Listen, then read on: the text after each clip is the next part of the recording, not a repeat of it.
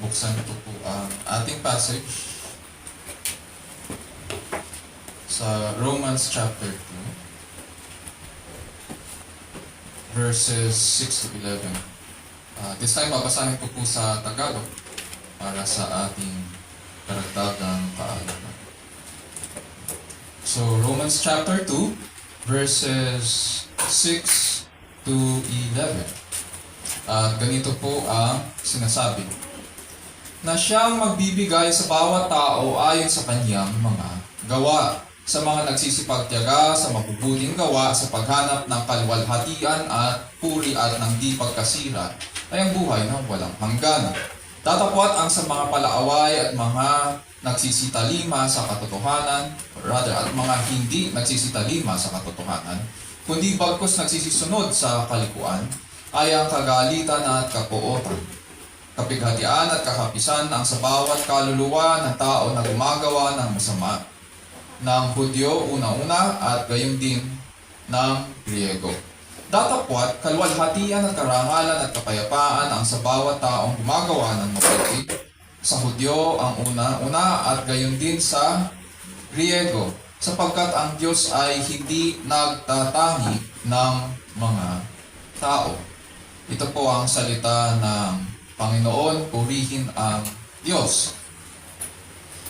May kwento po tungkol sa isang sinaunang Roman ruler na nagngangalang Brutus the Elder. And it is said na meron siyang dalawang anak. At natuklasan na itong kanyang dalawang anak na lalaki ay may planong pabagsakin ang pamahalaan ng Roma. So, ang nangyari, nabulilyaso yung plano na yon at dinakip yung dalawang anak. Ang parusa para doon sa kanilang krimen ay parusang kamatayan. So, yun yung naghihintay sa kanila dahil sa kanilang paglabag sa batas.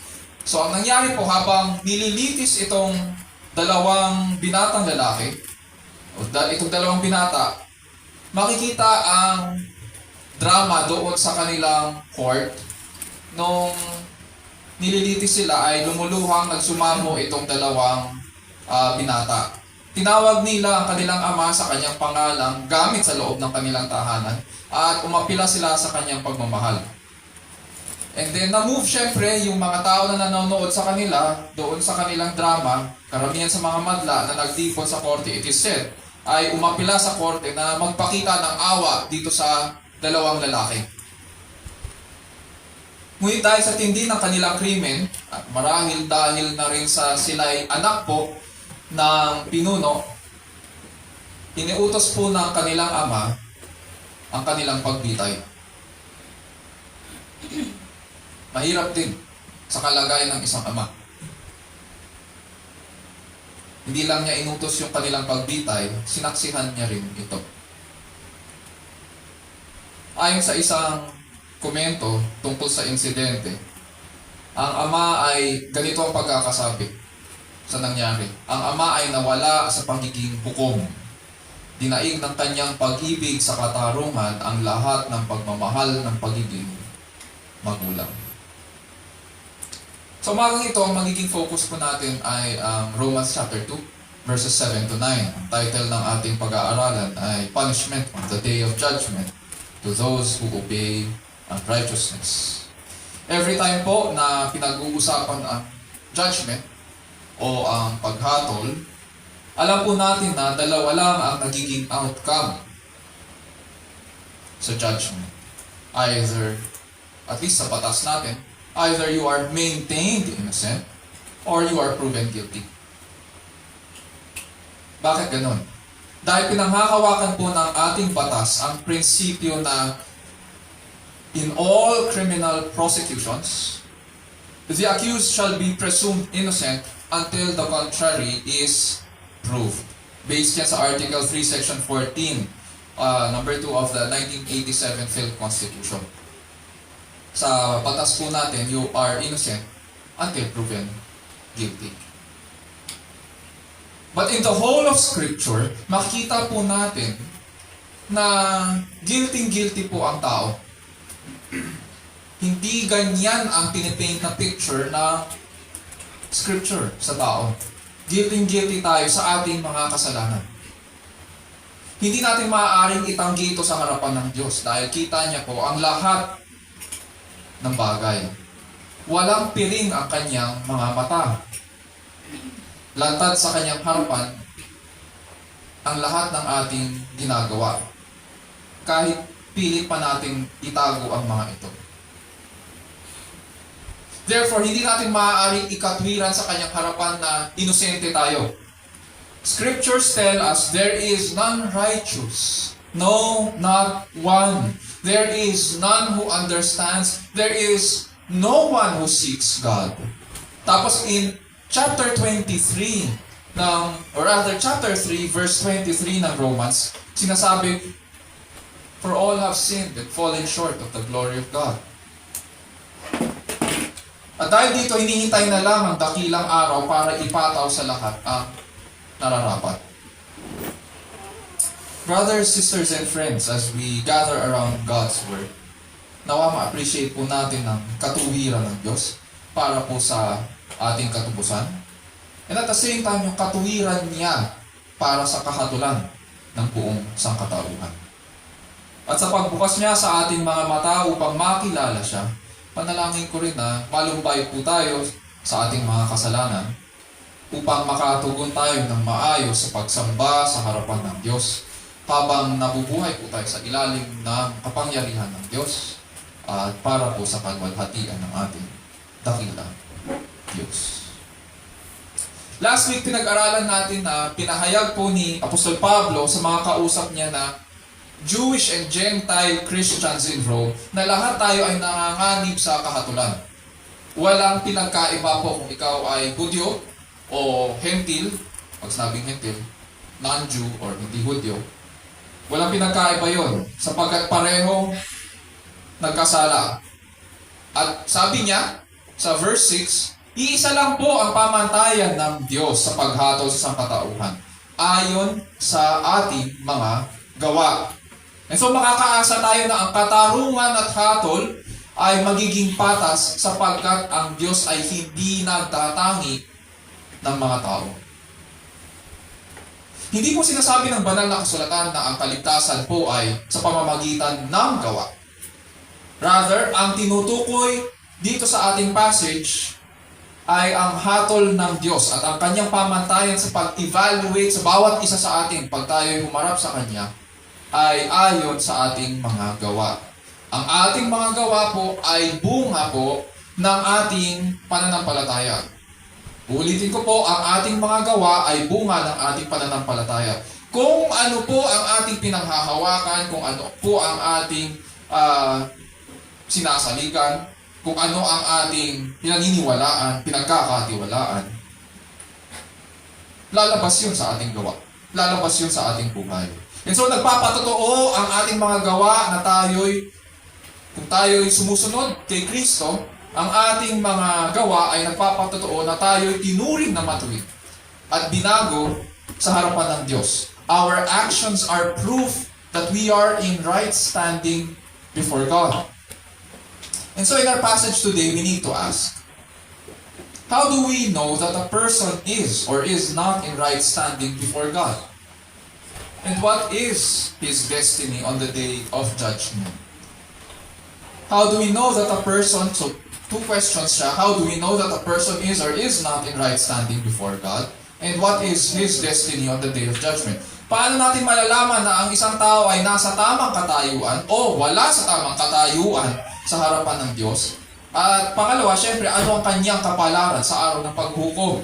Dahil siya po ay nasa tamang katayuan o wala sa tamang katayuan. Pagkatapos ibigay po ni Apostol Pablo ang pamantayan ng Diyos sa paghatol, dito sa ating passage, inilalarawan niya ngayon ang mga uri ng tao na haharap po sa kahatulan at ang kanilang kahihinatnan. Verses 7 to 8. Buksan natin ang ating mga Bible sa Romans chapter 2. Verses 7 to 8. At ganito po ang sinasabi ni Apostol Pablo. To those who by perseverance in doing good seek for glory and honor and immortality, eternal life. But to those who are selfishly ambitious and do not obey the truth, but obey unrighteousness, wrath and indignation.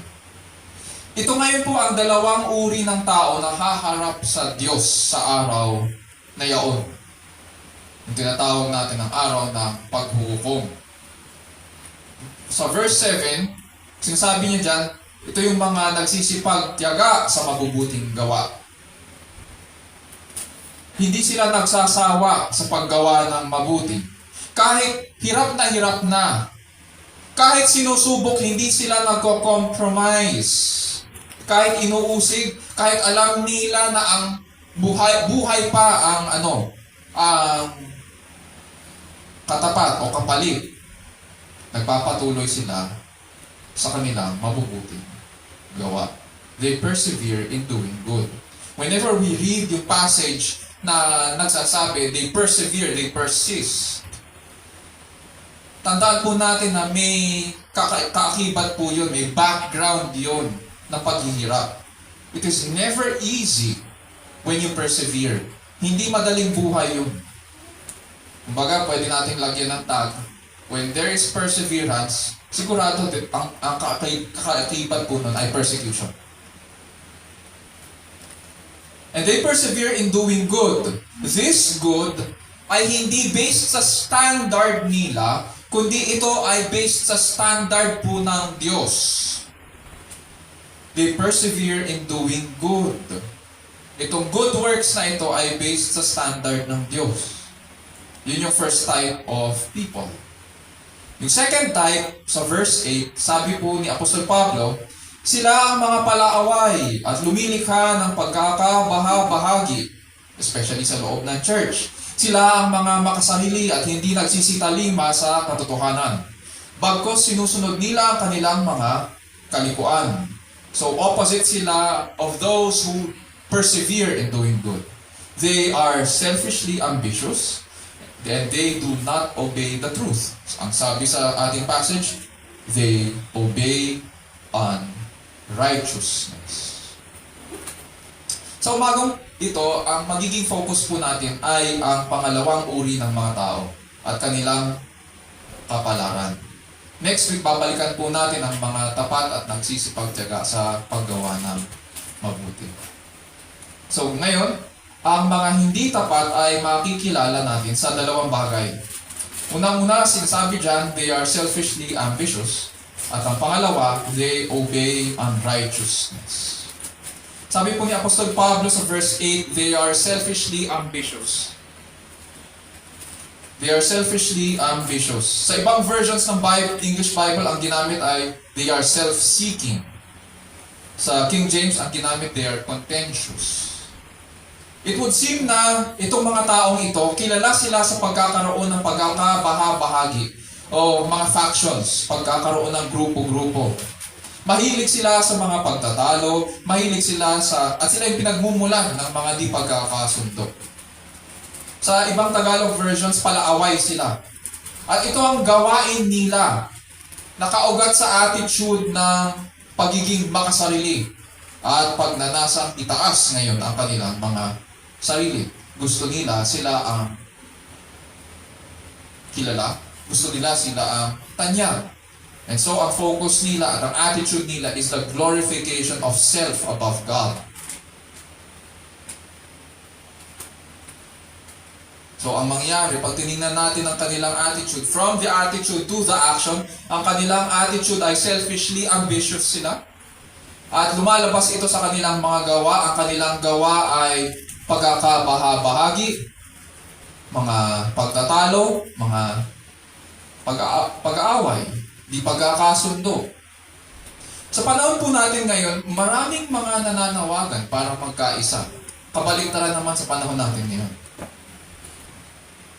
Maraming nananawagan para magkaisa. Malamang narinig na natin din yung term na ecumenical. Diba? Minsan pag nagtatawag ang gobyerno na, ay, mayroong ecumenical prayer rally. What does ecumenical mean?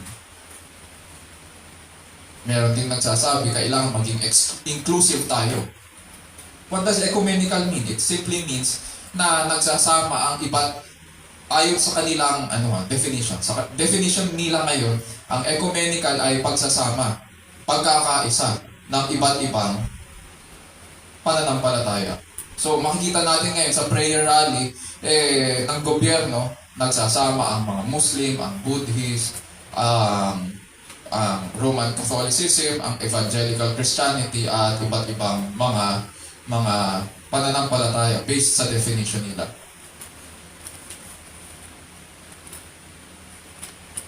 Ngunit kailangan po nating siyasatin ang mga tinig na ito. Sapagkat baka iniisip natin na porket ganito at nagtatawag sila ng pagkakaisa at may panawagan silang ganito, iniisip natin mabuti silang tao at mabubuti ang kanilang mga hangarin. Mag-iingat po tayo. Hindi po lahat ng nananawagan na magkaisa ay mabuti. Kailangan itong subukin. Sabi nga ni Apostol Juan, do not believe every spirit, but test the spirits to see whether they are from God.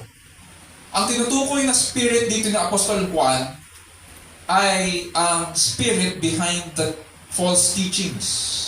So in essence, ang pinag-uusapan dito sa kanyang passage ay yung mga katuruan. Sabi niya, do not believe every spirit, but test the spirits, whether they are from God. Ang totoong pagkakaisa at tunay na pagiging ecumenical ay hindi ang pagsasama-sama ng mga Muslim, ng mga Buddhist at ng iba't ibang relihiyon. Ang totoong pagkakaisa at tunay na pagiging ecumenical ay sa pamamagitan lamang po ng katotohanan ng mabuting balita. No less. Kung walang mabuting balita, there can be no true ecumenism. There can be no true cooperation. Kung wala sila sa Ebanghelyo, kaaway po sila ng Diyos. Dahil kaaway nila si Kristo. Walang kapangyarihan, kung walang Ebanghelyo, walang kapangyarihan ang kanilang sinasabi, walang kapangyarihan ang kanilang panalangin na baguhin ang katayuan ng tao sa harapan ng Diyos. Kahit gaano pa sila karelihiyoso. Therefore, ang nananawagan ay, in that sense, itong pinag-uusapan natin, ang nananawagan ay isang manlilindang. Bagamat nananawagan na magkaisa at maging inclusive, ang tinig na yan ay nagtatago sa mga salitang kapayapaan at pagkakaisa. Ngunit nag-uugat yan sa pagiging makasarili, na may layunin na ilayo ang tao sa Diyos at dalhin ng lahat sa kapahamakan.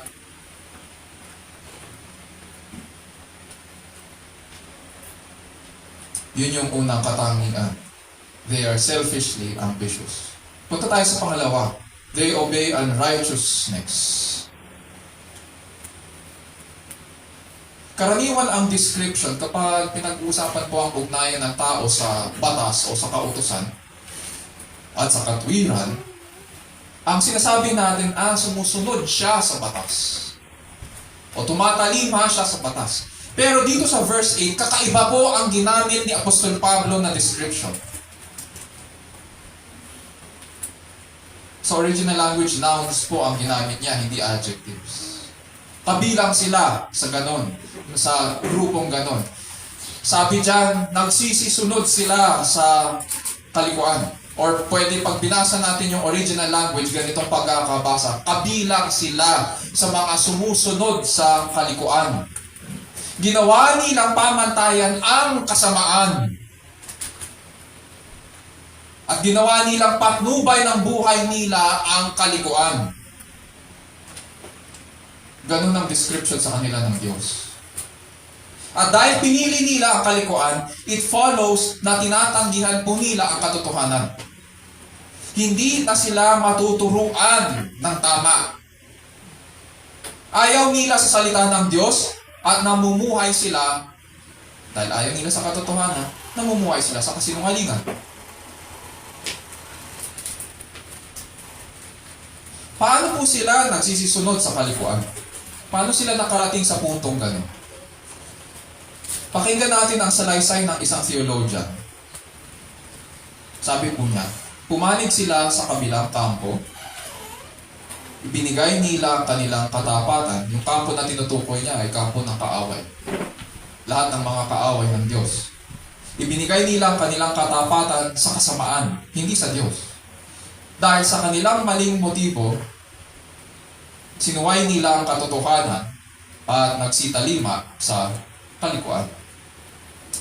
Habang binabasa natin to, it also doesn't it echo Romans chapter 1 verse 18. Sabi sa Romans 1:18, for the wrath of God is revealed from heaven against all ungodliness and unrighteousness of men who suppress the truth in unrighteousness.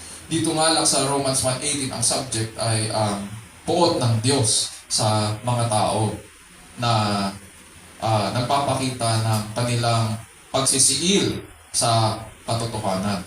Pero dito sa ating passage sa chapter 2 verse 8, ang tinutukoy or ang subject ngayon ay itong mga kaaway ng Diyos. At binibigyang detalye ni Apostol Pablo ang mga sumisiil sa katotohanan sa pamamagitan ng kanilang kalikuan. At ano raw ngayon ang kanilang kahihinatnan? Because they are selfishly ambitious, and this is seen in how they obey unrighteousness, in how they have made unrighteousness as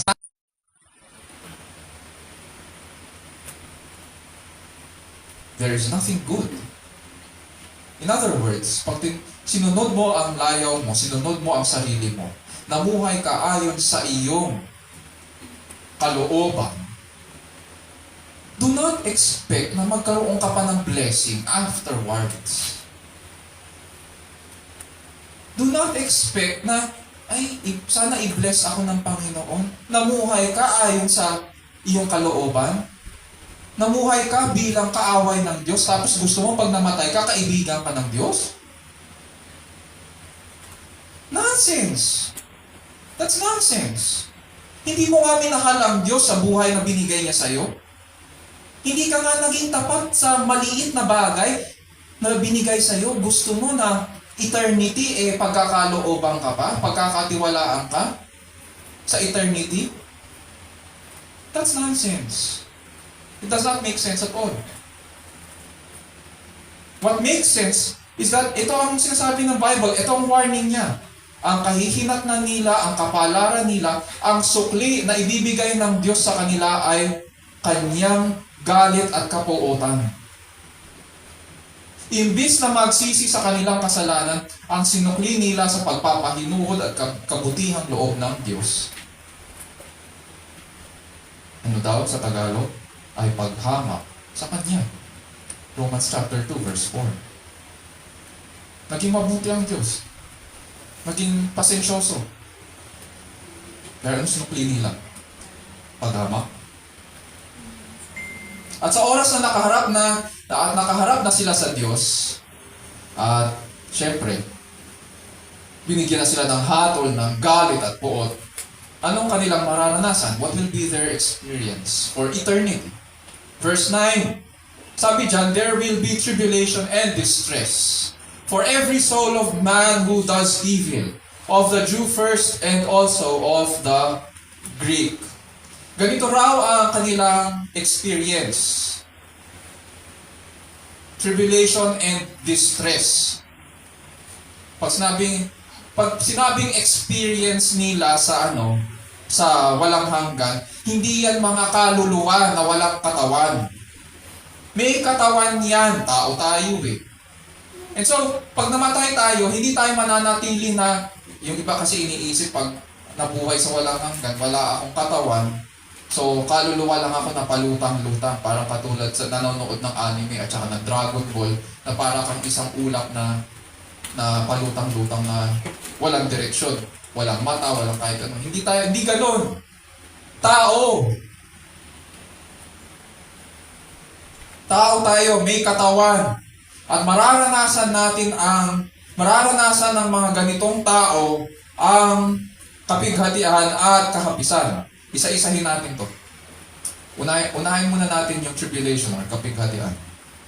Sa mga katuwid, itong mga taong ito, dahil namuhay sila bilang kaaway ng Diyos, Pahihirapan sila sa walang hanggan at mahihirapan sila. Dahil sa bigat ng hatol, pakiramdam nila, ilagay natin ang sarili natin sa kalagayan nila. Isipin lang natin na nandun tayo, nakaharap tayo. Pakiramdam mo para kang namatayan. Kaya nga ang ginamit na term sa Tagalog ay kapighatian. Sapagkat nauunawaan mo na huli na ang lahat. Humarap ka na sa dakilang hukom. Hindi ka humarap sa tagapagligtas, kundi once na umupo si Kristo sa kanyang luklukan, ang kaharap mo ay hukom.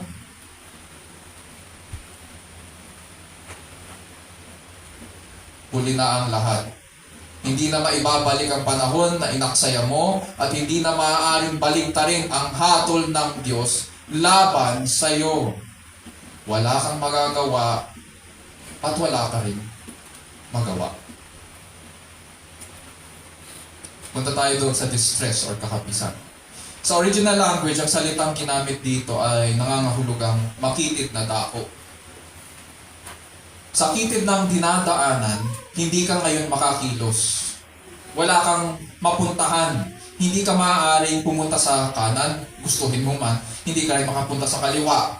Hindi ka rin makabalik o makaikot sa iyong pinanggalingan sa kitid ng daan. Yun yung ibig sabihin ng distress or kahapisan sa original language. At dahil wala kang magawa, nauunawaan mong wala ng pag-asa. Kahit magtangis ka at sumaklolo at sumigaw ka, walang darating na tulong at aliw para sa iyo. Wala kang magagawa para baguhin ang hatol. Wala kang magagawa para takasan ang walang hanggang pahirap at bighati. Dahil kabilang ka sa mga gumagawa ng masama.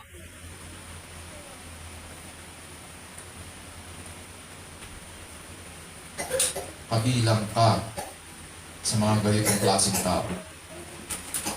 Sabi nga po ni C.S. Lewis, si C.S. Lewis po ang may akda ng The Chronicles of Narnia sa kanyang aklat na The Great Divorce.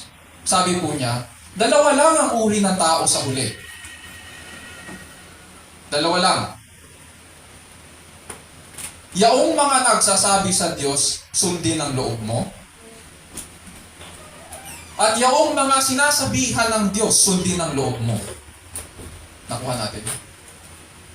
Dalawang klase lang ang tao sa huli.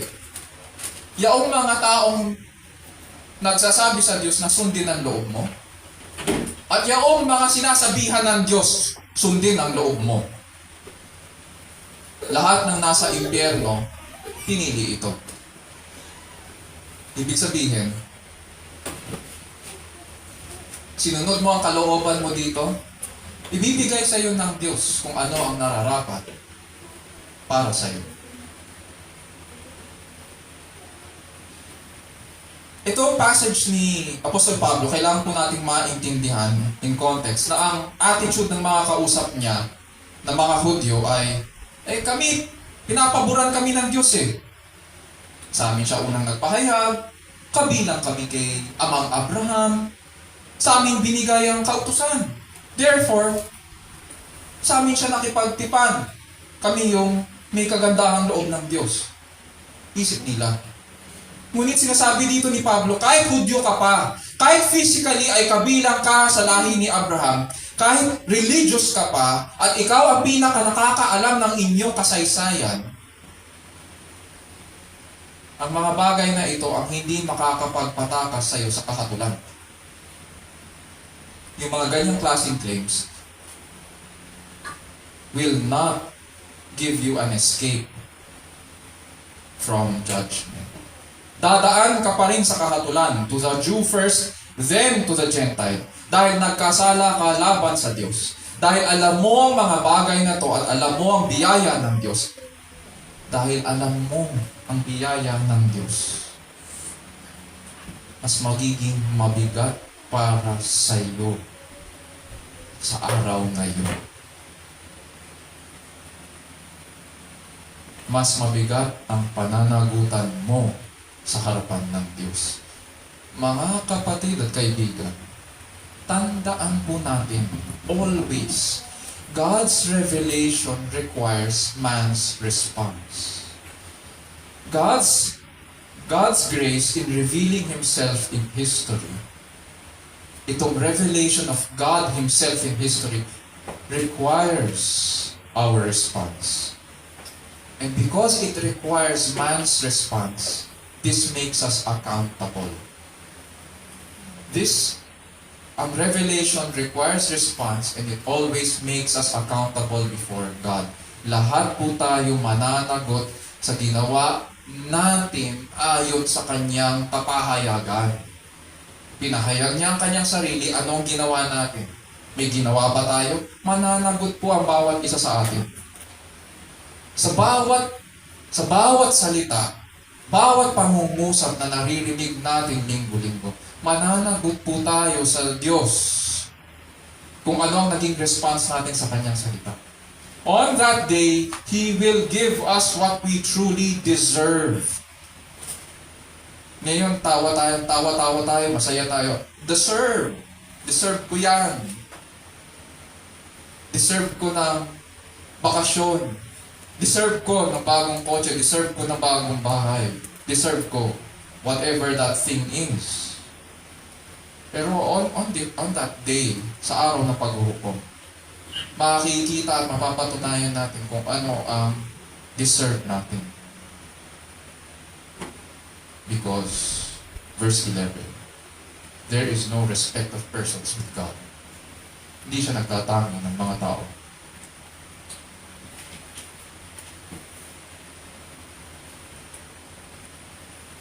Kapighatian at kakapisan ang para doon sa mga gumagawa ng masama. In summary, how do we know that a person is or is not in right standing before God? Paano natin malalaman na ang isang tao ay nasa tamang katayuan o wala sa tamang katayuan sa harapan ng Diyos?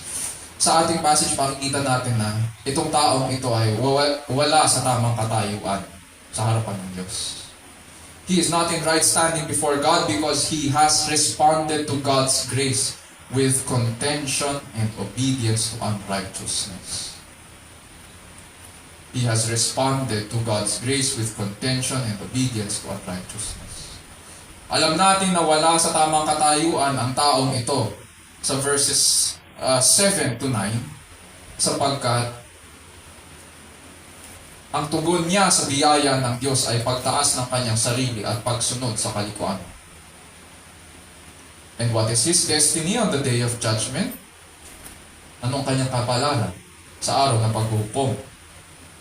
Simple lang, God's wrath and indignation, of which he shall experience eternal tribulation and distress. God's wrath and indignation, of which he shall experience eternal tribulation and distress.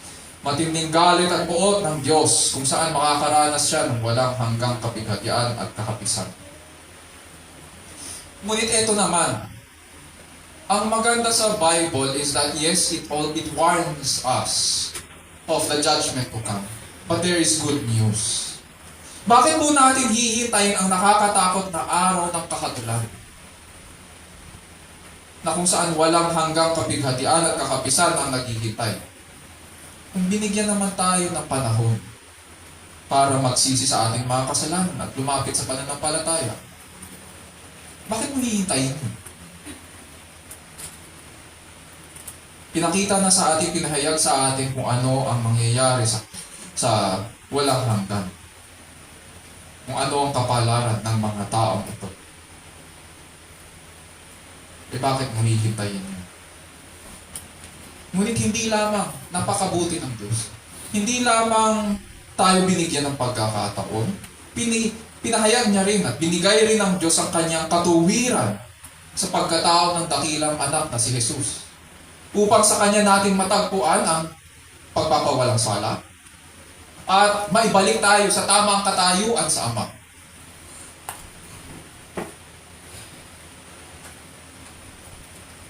So, hindi pa ba mabuti ang Diyos? Sa'yo.